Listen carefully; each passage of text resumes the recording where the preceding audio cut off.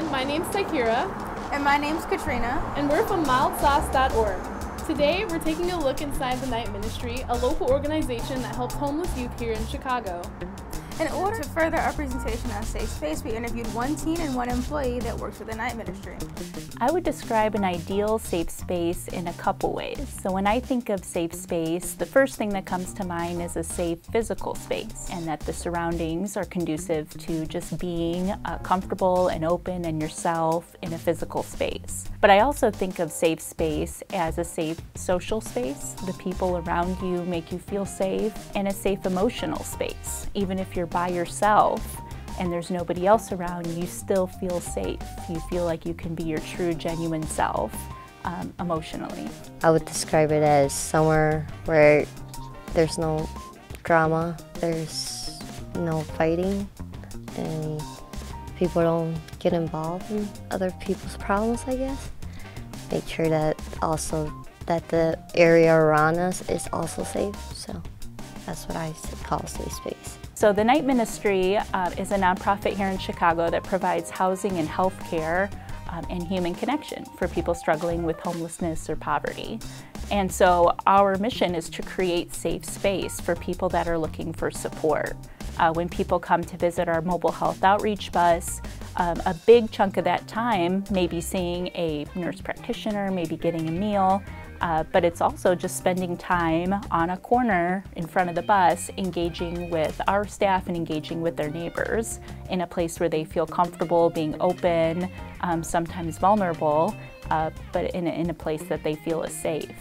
Our street medicine also does a lot of outreach in encampments and under bridges and viaducts, and they also meet them in a space where they feel they can open up and really share what's going on.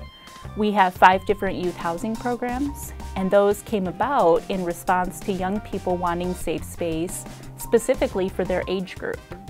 So up until 2011, if a young person 18 or older needed a safe space to go for the night, they would go to an adult shelter.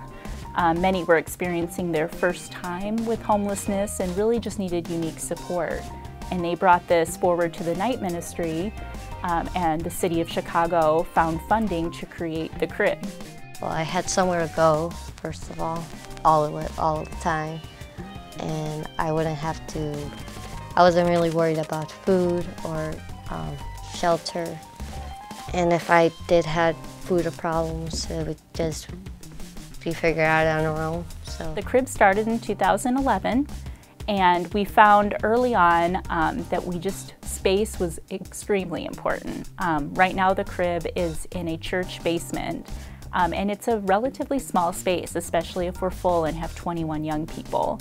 And everything happens in one room. So the young people come in, they pull up tables to eat dinner, they put mats on the floor and clear everything when it's time for bed. And if anybody comes in having a bad day or just needing a little bit of space to cool down, everybody just has to be involved. It's all in one room.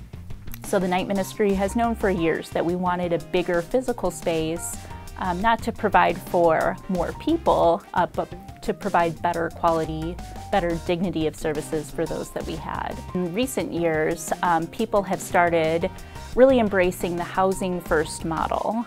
Years ago, it used to be you had to meet a lot of eligibility requirements to get housing. Well, you have to have a job, you have to, be clean, you can't be using, you have to be in school, and then the housing will come. And what they started learning is without a safe physical place, it's nearly impossible to achieve any of those other goals. So the crib, we don't require young people to come with IDs. They don't have to provide their real legal name. They can give whatever name and whatever pronoun they're comfortable with, and people are then in this situation where they can think about their goals. I have a house now, or an apartment now, and I'm not on the street homeless. So I guess in ways they helped me out in certain ways, sometimes personal, sometimes resources, or otherwise. So thank you for joining us and talking to the Night Ministry and learning about safe space. And thank you to the Night Ministry for participating in our project. Bye!